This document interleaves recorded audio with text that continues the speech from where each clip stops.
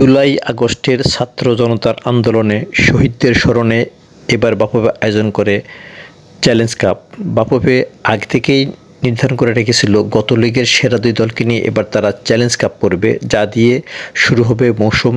এক ম্যাচের এই টুর্নামেন্টে অংশ নেয় গত লিগ, ফেডারেশন কাপ এবং স্বাধীনতা কাপের চ্যাম্পিয়ন বসুন্ধরা কিংস এবং গত ওই তিন আসরেরই runners up Mohammedan sporting club.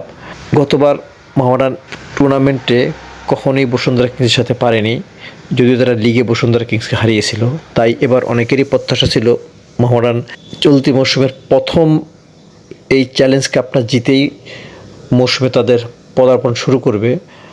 সেই ইমেজ নিয়েই তারা 7 মিনিটে এগিয়ে যায় বসুন্ধরা কিংসের বিপক্ষে, কিন্তু পরবর্তীতে ব্রাজিলের মিগুয়েল ফিগেইরোর দুর্দান্ত পারফরম্যান্স এবং ফাহিম তপুদের গোলে বসুন্ধরা কিংস 3-1 গোলে হারায় মোহামেডানকে। মাঝে 62 মিনিট পর বসুন্ধরার দর্শকদের এই স্মোক ফেয়ার থ্রোর কারণে খেলা বন্ধ থেকে 8 মিনিটের মতো। এরপর খেলা শুরু হলে বসুন্ধরা কিংস সমতা আনে মিগুয়েলের কর্নার থেকে তপুর শটে।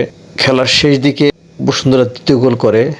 এবার গোলদাতা ফয়সাল আহমেদ ফাহিম, যোগানদাতা সেই মিগুয়েল ফিগেইরো। 2-0-তে 90 মিনিটে খেলা শেষ হওয়ার পর স্মোক ফায়ার এবং ইনজুরির কারণে যে 18 মিনিট নষ্ট হয়েছে, সে 18 মিনিট খেলা দেন ভুটানের রেফারি। সেই 18 যোগ করা মিনিটের 7ম মিনিটে বসুন্ধরা তৃতীয় গোল পায়। আবার এই গোলটি করেন মিগুয়েল ফিগেইরো নিজেই।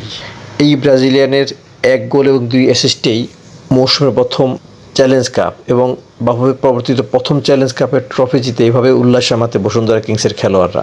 অন্যদিকে মোহামেডানকে গতবারের মতো এবারও রানার্স আপের সন্তুষ্টি থাকতে হলো। অর্থাৎ গতবার তারা যেভাবে মৌসুম শুরু করেছিল রানার্স আপ ট্রফি দিয়ে, এবারও তাদের রানার্স আপ ট্রফি দিয়েই 2024-25 ফুটবল মৌসুম শুরু করা।